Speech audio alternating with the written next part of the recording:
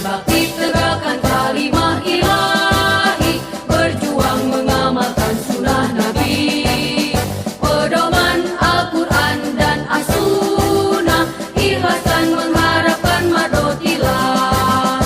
Persistri Persatuan Islam Istri, berjuang membela Al-Islam. Pendidik dan pembimbing putra putri, pembina dan tauladan para istri. Wahai persistri, tegarkanlah dirimu, hancurkan kemungkaran kebatilan. Mari tebarkan kasih sayang keadilan, islahkan hati kuatkan persatuan. Islahkan hati kuatkan persatuan.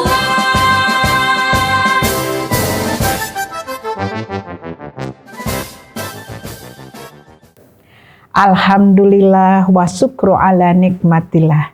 Asyhadu alla ilaha illallah wahdahu la syarikalah wa asyhadu anna Muhammadan abduhu wa rasuluh, amma ba'du. Para pemirsa yang saya cintai, hari ini saya ingin berbagi tentang anak.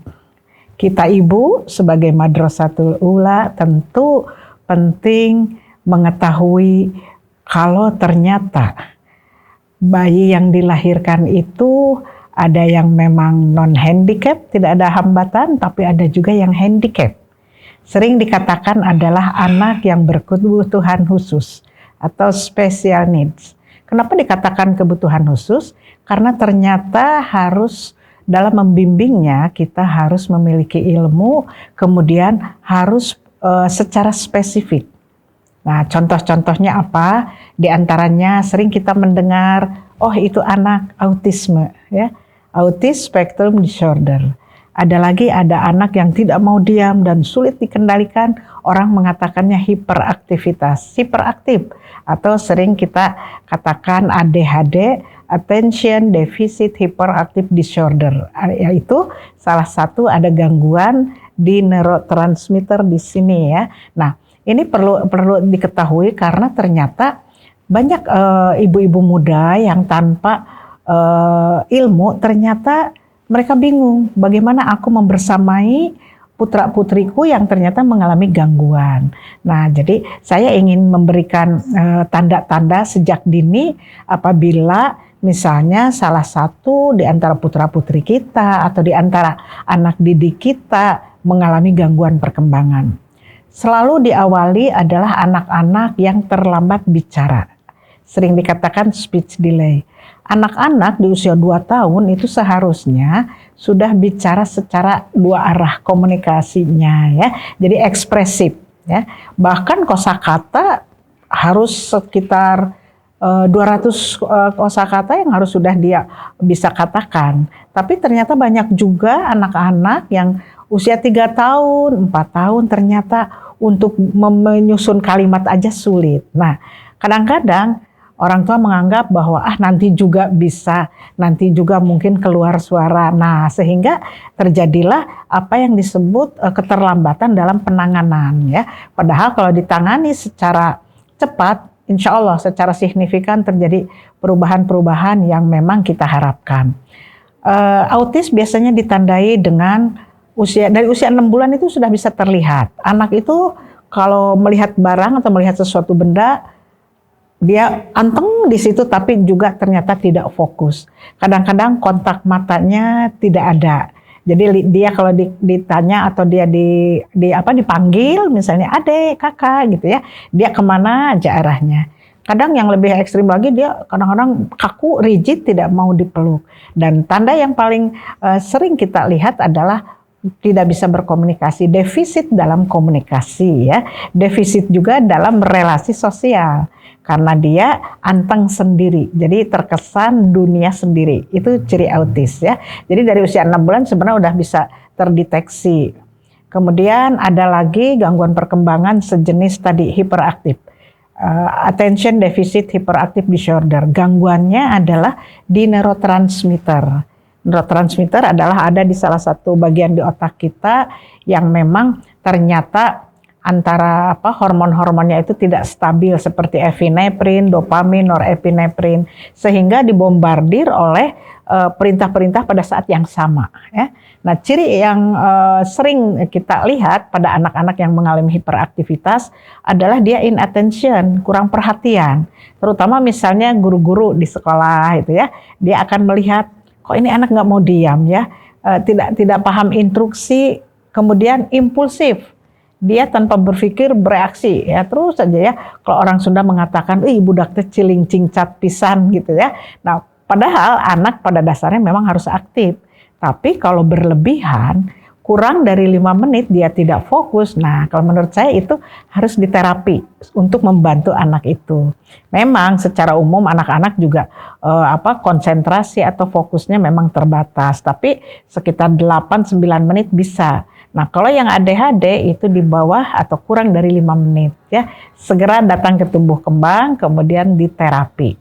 Ada lagi gangguan perkembangan sejenis Down syndrome ya. Kalau Down syndrome kita bisa lihat dari mukanya itu khas ya, seperti mongol, kemudian matanya sipit ya, di mana saja sama karena ini masalahnya di kelainan kromosom.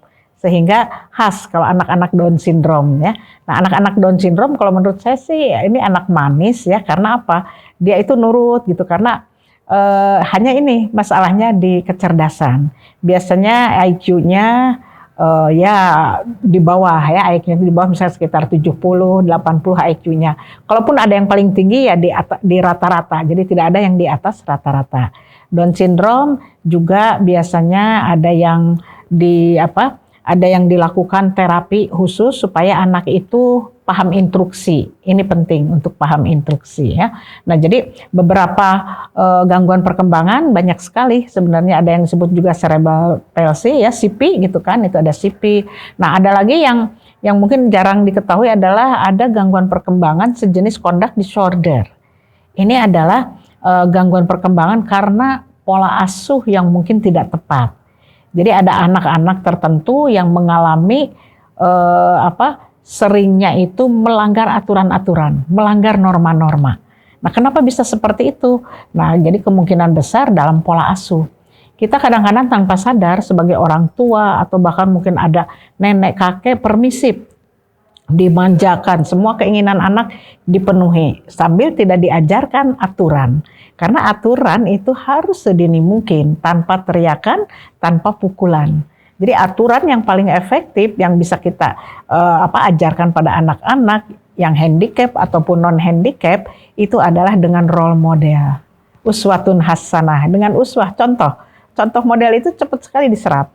Karena anak-anak belajar secara visual, secara auditori, jadi apa yang dia lihat, apa yang dia dengar, dan kinestetik apa yang dilakukan bersama itu akan menyerap pada anak-anak kita ya.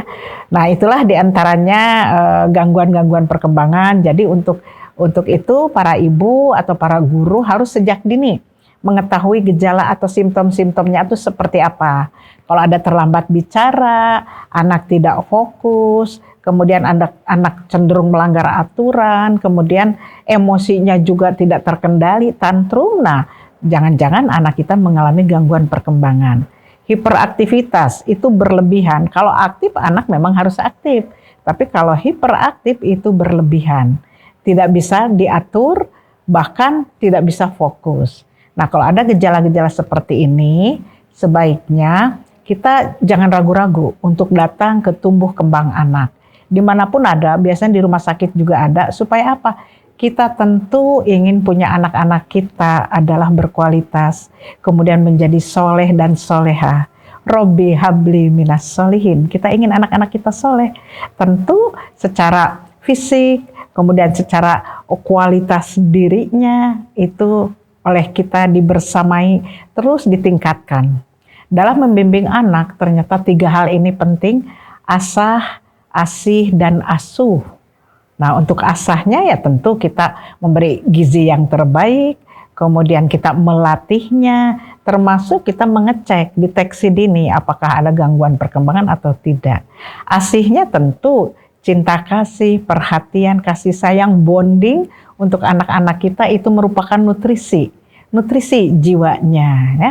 Nah, kalau asuhnya saya pikir ibu-ibu sudah sangat pintar-pintar sekarang memberikan ASI yang terbaik, kemudian anak-anak diberikan gizi yang memang dibutuhkan untuk pertumbuhannya. Jadi proteinnya, karbohidrat, vitamin, mineral, saya pikir ibu-ibu sudah sangat paham. Ya, jadi ketiga ini perlu karena apa? Supaya kita tidak menyesal. Nanti kalau anak misalnya sudah SD, disitulah terlihat bagaimana kalau anak mengalami gangguan perkembangan, dia tidak bisa atau sulit beradaptasi dengan lingkungan sekolah. Bahkan mungkin sekolah juga biasanya yang masuk sekolah SD aja, mereka melihat, ingin tahu dulu profil anak didiknya. Nah, biasanya terdeteksi, wah kalau ini ternyata anaknya cenderung hiperaktivitas. Kadang-kadang sekolah juga ada yang sanggup atau tidak ya dalam menangani anak-anak yang berkebutuhan khusus. Nah, jadi untuk itu menurut saya, hayu ibu-ibu atau para pemirsa sekalian, sebaiknya kita sedini mungkin mengetahui. Kalau misalnya terjadi tadi keterlambatan bicara, tidak bisa fokus, kemudian anak-anak berlebihan, hiperaktif, atau bahkan mungkin sering melanggar-langgar aturan yang diberikan oleh orang tua, nah segera konsultasi, segera tanya kepada ahli, supaya kita bisa membersamainya penuh cinta kasih dan tepat. Baik ibu-ibu, pemirsa semua, alhamdulillah saya sedikit singkat barusan menjelaskan, mudah-mudahan nanti para ibu makin semangat untuk mencari ilmu dalam khusus menangani anak atau dalam membersamai anak, khususnya tentang tumbuh kembang anak, supaya tidak menyesal bila mengalami gangguan perkembangan pada anak. Baik ibu-ibu, sekian yang saya sampaikan, semoga bermanfaat. Aqulu qouli hadza wa astaghfirullah li wa lakum. Wassalamualaikum warahmatullahi wabarakatuh.